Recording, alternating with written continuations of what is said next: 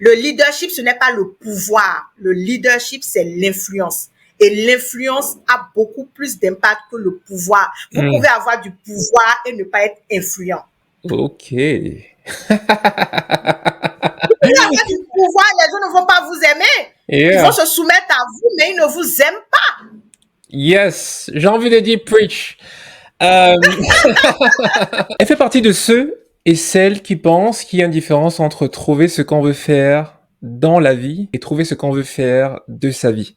La première proposition mettant en avant le métier et la deuxième proposition mettant en avant le sens qu'on veut donner à sa vie. Mesdames et messieurs, nous avons le plaisir et le privilège de recevoir aujourd'hui Adjaratou Lawani, qui est coach en développement personnel et qui aide justement les gens à trouver le sens de leur vie. Dans cette troisième partie d'interview, nous allons parler bien évidemment de leadership au féminin, de women empowerment. On se donne rendez-vous juste après le générique. À très bientôt.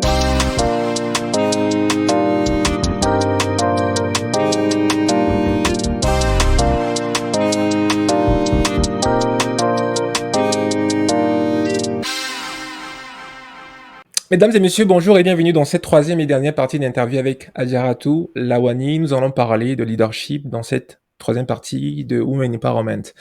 Adjaratou, tu es coach en développement personnel. Finalement, c'est quoi le développement personnel?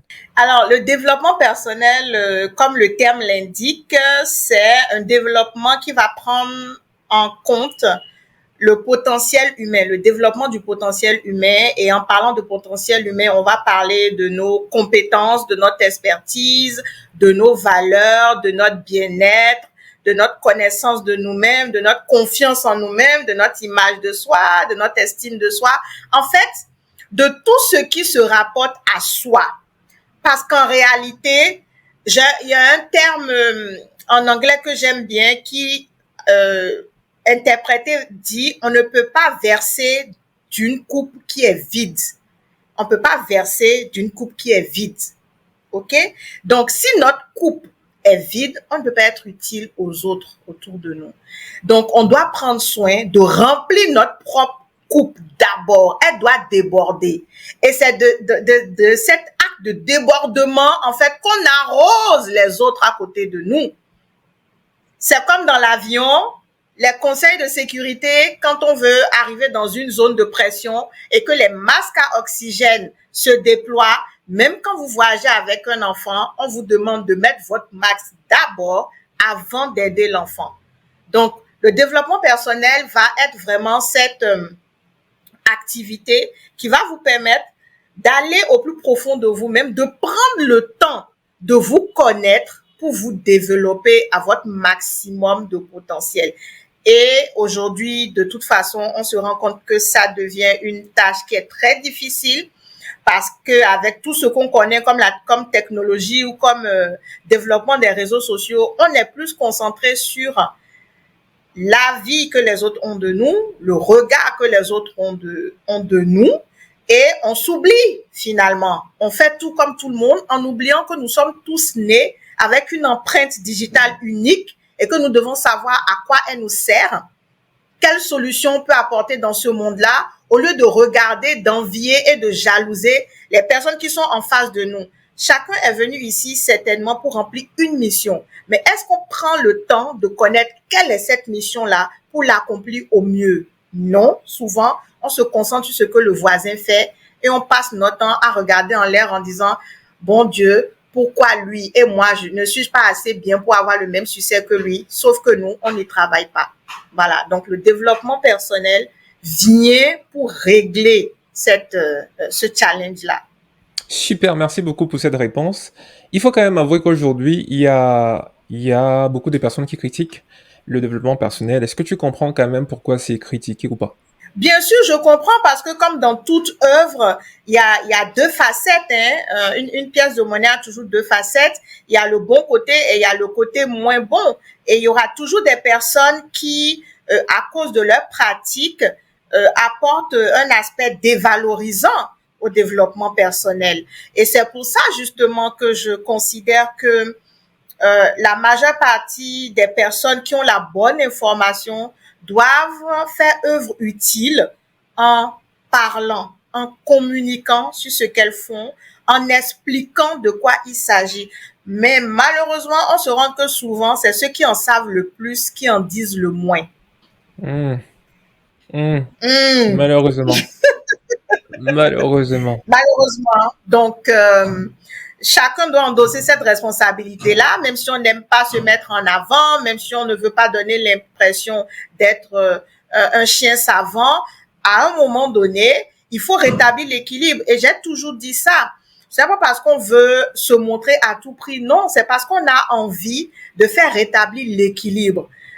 Moi, je ne fais pas partie des personnes qui se plaignent. Au lieu de pointer mon doigt et dire ce que lui fait, ce n'est pas bien, il n'a pas honte, comment il ose, je me demande toujours qu'est-ce que moi je peux faire pour changer. Yeah. Soyez le changement que vous voulez voir dans le monde. Tout commence par moi-même. Et on dit ceci, quand tu pointes le doigt avec quelqu'un, les 4 autres doigts regardent vers où? Ils sont pointés vers toi. Donc la responsabilité t'incombe. Avant de juger, qu'est-ce que toi tu fais? Si toi, tu n'as encore rien fait, tu n'as pas le droit de juger. On dit celui qui n'a pas travaillé n'a pas le droit à la parole. C'est un peu ça. Tu as parlé de pointer du doigt. Je te propose qu'on pointe justement du doigt une de tes casquettes en analyse comportementale et intelligence émotionnelle. Oui. Pourquoi est-ce que c'est important de travailler sur son intelligence émotionnelle? Waouh, l'intelligence émotionnelle, moi, c'est mon dada, si je peux m'exprimer ainsi. C'est quelque chose qui m'est très, comment je vais dire, très cher parce que ça touche à tout ce qui va venir conditionner les rapports humains. D'accord? Et je me rappelle de ce livre-là, Comment se faire des amis, je crois. Je crois le titre, c'est un peu ça. Voilà, exactement. Et qui va venir te donner plein d'astuces sur comment est-ce que tu peux te faire des amis. Mais la majeure partie de tout ce qu'il donne comme astuce dans ce livre-là, c'est de l'intelligence émotionnelle, en fait. Et de l'intelligence émotionnelle parce que il y a ce qu'on appelle l'effet miroir, en fait. OK, quand on va parler de la psychologie, même du développement personnel, tout ça, c'est ce que tu vois la personne qui est en face de toi faire que toi-même tu fais. D'accord? Et il y a des astuces comme ça aussi dans la psychologie où on dit quand tu as des rendez-vous, observe ce que la personne qui est en face de toi fait et fais la même chose. Ça permet de te connecter à cette personne. Quand la personne fait comme ça, toi aussi tu fais comme ça. Quand la personne prend un verre d'eau, toi aussi tu prends un verre d'eau. Et mine de rien, ce sont des petites choses. Eh bien, tu as fait comme ça, je fais comme ça. Et ce coping mécanisme-là permet de créer un lien entre la personne en face et toi. Et ça facilite la communication. L'intelligence émotionnelle, c'est tout simplement essayer de comprendre le mode de fonctionnement de la personne qui est en face de toi pour mieux savoir comment communiquer avec elle. En réalité, on ne communique pas avec l'autre comme on aimerait qu'on communique avec nous. On communique avec l'autre comme elle aimerait qu'on communique avec elle. Okay. Supposons que moi, je suis une lionne, je mange de la viande et que j'ai comme ami un buffle. Est-ce que je vais lui offrir de la viande? Non, je vais lui offrir des herbes. C'est comme ça. Et dans l'analyse comportementale, parce que les deux vont ensemble, dans l'analyse comportementale, on va chercher à savoir quelle est la personnalité de la personne qui est en face. Il y a des personnes qui sont sanguines, qui démarrent au quart de tour, qui sont comme ça, qui sont très directives, etc. Il y a des personnes qui sont plutôt douces, qui sont posées, qui sont renfermées. Il y a des introvertis, il y a des extravertis. Et ça, il faut le savoir. Si tu as un responsable, un manager, un mari, un ami qui est introverti et que tu communiques avec lui avec des repères d'extroverti, il ne sera jamais heureux. Il va te supporter, mais il ne sera pas connecté à toi. C'est différent. Okay. Et ça va dans les deux sens. Chacun doit faire cet effort-là. Et c'est parce que dans la société, on voit trop souvent que la majeure partie des gens ne font pas cette analyse-là, qu'il y a des dysfonctionnements et qu'il y a des conflits. Parce que les gens veulent toujours passer en force. C'est ce que moi je dis et tel que je le dis qui passe. Non! Ce n'est pas une affaire de force, c'est une affaire de communication. Donnez aux gens ce qu'ils veulent. C'est tout. C'est pas compliqué à comprendre. Et c'est pour ça que vous allez voir certaines personnes qui ont tout compris, qui ont une intelligence, un quotient d'intelligence émotionnelle élevé, et quel que soit l'environnement, le cercle dans lequel ils arrivent, tout le monde les apprécie. En Afrique, on va dire que la personne a fait de la sorcellerie ou un truc comme ça. Non. C'est pas de la sorcellerie. C'est de la communication, c'est la compréhension de comment les énergies circulent et fonctionnent. Mais on ne prend pas le temps de comprendre ça. On veut toujours jalouser l'autre. Ce n'est pas possible. Yes. Je te propose qu'on switch, qu'on migre un peu vers justement la thématique de cette interview, le leadership, le woman empowerment. Oui. Quand je te parle de woman empowerment, de leadership au féminin, qu'est-ce que ça t'inspire au final? Ça m'inspire énormément de choses. J'avoue que ces dernières années, quand même, dans l'opinion internationale, si tu veux, on voit énormément d'œuvres, d'activités ou de projets qui sont au bénéfice des femmes. Je pense que l'espèce humaine a enfin compris que si près de la moitié n'est-ce pas, de cette humanité n'est pas heureuse, le monde entier ne sera pas heureux. Si on continue de laisser les femmes comme un être faible, sans intelligence, qui n'est bon qu'à être un réceptacle pour donner la vie, eh bien, il y a quelque chose qui ne va pas, n'est-ce pas? Donc, à un moment donné, il nous suffit de regarder dans l'histoire, parce qu'il y a même des parts de l'histoire qui ont été cachées, parce qu'il y a des femmes bien avant nous, qui ont occupé des postes assez importants, qui ont été déterminantes dans la vie de leur communauté, de leur société, de leur royaume. Et c'est seulement aujourd'hui qu'on entend parler d'elles. Mais je pense que s'il y avait un peu plus de femmes au pouvoir, un peu plus de femmes dans les lieux de décision, un peu plus de femmes au niveau des universités, un peu plus de femmes là où on écrit l'histoire, eh bien, les femmes auraient une place beaucoup plus visible dans l'histoire. Et il ne faut pas oublier que de toute façon, la femme est le noyau central de la famille. L'espèce humaine repose sur la famille. Il a été démontré que quand une femme est à l'aise à tout ce dont elle a besoin, au lieu de penser à elle, elle pense à tous ceux qui font partie de sa famille. D'abord, elle se néglige pour prendre soin des autres. OK? Donc, ça nous montre quoi? Cet élément tout seul nous montre déjà que la femme a toujours été leader. Parce qu'un leader, c'est quelqu'un qui s'oublie pour le bonheur des autres. Je n'ai même pas fait exprès. Je n'avais pas prévu de le dire. OK? Non, sérieux, je n'avais même pas prévu de le dire. Et c'est ça le leadership, en fait. Le leadership, c'est une posture de servant, de serviteur. Tu es là pour le bonheur des autres. Yeah. Quand vous êtes dans une équipe et que l'équipe réussit, tu ne dis pas, moi, j'ai gagné, j'ai tout fait pour qu'on réussisse. Nous avons gagné. Ils ont fait tout le maximum pour qu'on arrive à ce résultat. Voilà un leader. C'est comme ça qu'on reconnaît un leader. On parle de... Oui, je ne sais pas si tu voulais rajouter quelque chose. Non, vas-y, c'est bon. On parle de leadership au féminin. Est-ce qu'au final, il y a un leadership masculin et un leadership féminin? Ah, cette question-là, souvent elle ressort cette question-là, et je dois avouer qu'en réalité, le leadership n'a pas de sexe, il n'a pas de genre, si je peux m'exprimer ainsi, puisque c'est une posture, ce sont des habitudes, ce sont des comportements, et qu'on soit homme ou femme, on va développer une posture de leader. Cependant, il y a certaines études qui ont montré que comme le leadership qu'on recherche fait ressortir certaines qualités qui se retrouvent déjà chez les femmes, on prend le raccourci de dire souvent que le leadership féminin est quelque chose de beaucoup plus impactant. Mais en fait, ce n'est pas vrai parce que en chaque être humain, il y a une partie féminine et une partie masculine. Niveau énergétique. C'est le yin et le yang. Okay. D'accord?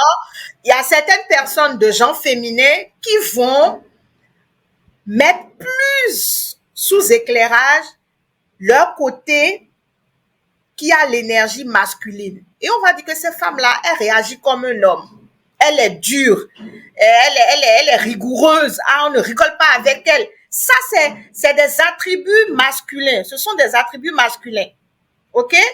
D'un autre côté, tu peux avoir un homme qui va développer des attributs beaucoup plus féminins. Quelqu'un qui a plus d'empathie, quelqu'un qui est beaucoup plus bienveillant, quelqu'un qui fait attention à ce que son équipe, tout le monde soit à l'aise, n'ait besoin de rien. On va dire, ah, le monsieur là, il est gentil, hein, il est doux, il ne s'énerve pas trop, il est patient. Ce genre de caractéristiques, ce sont des caractéristiques qui sont souvent, on va dire, attribuées aux femmes.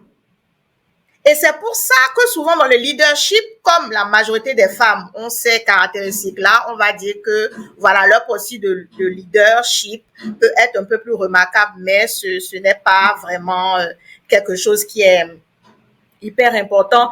Tout le monde peut développer de belles capacités et d'aptitudes de leader. Ça s'apprend.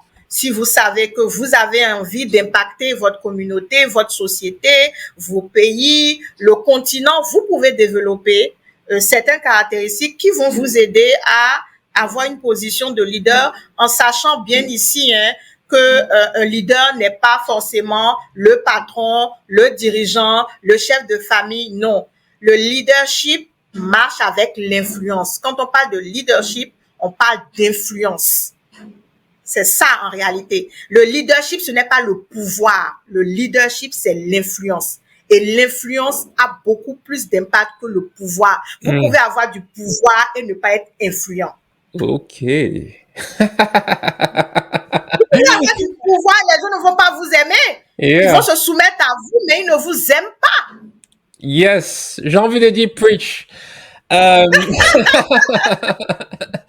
Alors, je pense qu'on va finir sur ça, justement en parlant de leadership. Oui. T'exprimes ton leadership, tu es quelqu'un en fait qui essaie d'apporter de la valeur dans sa communauté. Tu as eu à mettre en place plusieurs initiatives, je pense au LinkedIn Addict, LinkedIn Business Summit. Tu as également créé, tu es également la créatrice du LinkedIn Top Choice Africa. S'il faut parler de ces derniers éléments dont je viens de parler là, pourquoi est-ce que tu l'as mis en place rapidement? Oui, le LinkedIn Top Choice Africa, merci beaucoup Kevin, c'est une initiative qui vise à mettre sous éclairage les professionnels issus d'Afrique francophone qui contribuent le plus sur le réseau social LinkedIn, donc qui est le premier réseau social professionnel, à partager des informations pertinentes pour faire grandir la communauté. J'ai lancé ce classement-là en 2019 parce que j'avais remarqué que malheureusement, sur ce réseau-là, on n'avait pas beaucoup de visibilité. On n'avait pas beaucoup de visibilité et j'avais vraiment un peu de tristesse de voir qu'il y avait des personnes compétentes, brillantes qui étaient là, mais qui étaient plus dans le rôle de spectatrice que d'actrice en réalité. Et moi, c'est ce que je te disais tout à l'heure, on a besoin de personnes qui communiquent, on a besoin de personnes qui prennent la parole, on a besoin de personnes qui acceptent d'être sous éclairage sans être dans l'inconfort. Parce que malheureusement, si tu n'es pas vu, tu n'es pas connu, tu n'es pas reconnu et tu n'as pas d'influence. On tourne toujours autour des mêmes thèmes. Yeah. Et les gens ne vont copier que les personnes qu'ils voient, bonnes ou mauvaises. Yeah. Et je suis vraiment dans cette énergie, je suis rentrée en Afrique dans cette énergie de me dire comment je peux participer au rayonnement du continent. J'ai choisi le développement personnel, j'ai choisi la motivation et je me suis dit, il faut toujours encourager le peu de gens qui font des choses par eux-mêmes. Et donc, ce classement, c'était une manière de récompenser ceux qui, de manière totalement, comment on va dire ça, totalement bénévoles, prenaient de leur temps. On n'est pas payé. Les créateurs de contenu sur LinkedIn ne sont pas payés. Que tu aies 10 000 vues, 100 000 vues ou 100 000 abonnés, tu n'es pas payé. D'accord? Donc, c'est quelque chose qu'on fait qui, au départ, participe à notre personal branding parce que on communique sur notre expertise, on communique sur nos compétences, on a grandi notre réseau professionnel. Nous sommes les premiers gagnants en réalité. Mais si dans le même temps, on peut faire d'une pierre deux coups, tant mieux. il faut reconnaître les efforts que les gens font. Parce que peut-être que ceux qui nous écoutent ne le savent pas, sur LinkedIn, dès que tu commences à communiquer un peu sur un sujet, toutes les personnes qui ont certains challenges dans leur vie t'écrivent pour te demander des conseils, pour te demander de l'aide. Et tu aides autant que tu peux. Donc, tu deviens quelqu'un d'influent. N'est-ce pas? Okay. Et donc, on a besoin en Afrique de personnalités, de profils qui ont de l'influence d'une manière positive. Yeah. Donc, je préfère encourager des personnes qui font des actions positives. Je préfère les encourager. Rien qu'en faisant un classement, ça leur donne de la visibilité, ça leur débloque certaines opportunités et c'est mérité. Et voilà la moindre des choses. Si je peux le faire, je le fais. Voilà pourquoi je le fais. Encore une fois, parce qu'on n'a pas besoin de milliards et de millions pour le faire. On peut commencer là où on est avec ce qu'on a. Et si, en cours de chemin, il y a des personnes qui veulent nous aider, peut-être même en organisant prochainement LinkedIn Top Shots Africa, mais avec des prix, avec des enveloppes, eh bien, si vous nous écoutez, contactez-moi, on va leur faire des enveloppes, on va leur remettre des prix parce que ce sont vraiment des personnes qui donnent le meilleur d'elles-mêmes et qui sont à l'écoute de la communauté parce que ensemble, on va toujours plus loin. Comment est-ce qu'on peut te contacter? On peut me contacter sur LinkedIn, bien évidemment. C'est un secret pour personne. Vous pouvez aussi me contacter via mon site internet www.adjaratoulawani en un seul mot.com. Vous avez la fiche contact, vous me contactez directement. Vous pouvez aussi me contacter sur mon numéro de téléphone professionnel. On pourra mettre ça dans la description. Voilà, que vous retrouverez aussi sur mon site. Yes, on pourra le mettre dans la description. Franchement, en écoutant tout ce que tu nous as partagé dans ces 3 épisodes, franchement, c'est du lourd. On comprend pourquoi tu es suivi par autant de personnes, parce que tu apportes vraiment de la valeur aux gens et c'est super cool. Est-ce que tu peux juste avoir un dernier mot pour la fin? Oui, le dernier mot pour la fin sera déjà à prendre en compte. Merci infiniment de m'avoir invité à ton émission, à ton podcast.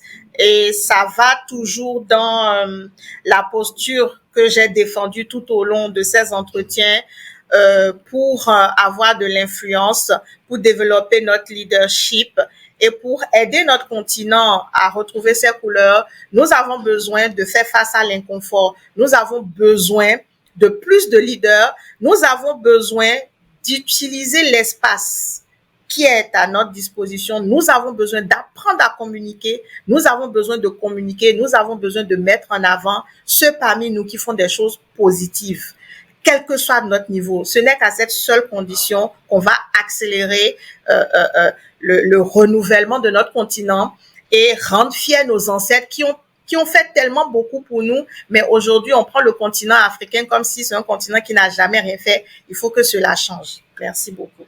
C'est sûr, c'est moins inspirant que nous mettons un terme à cette 3e partie d'interview.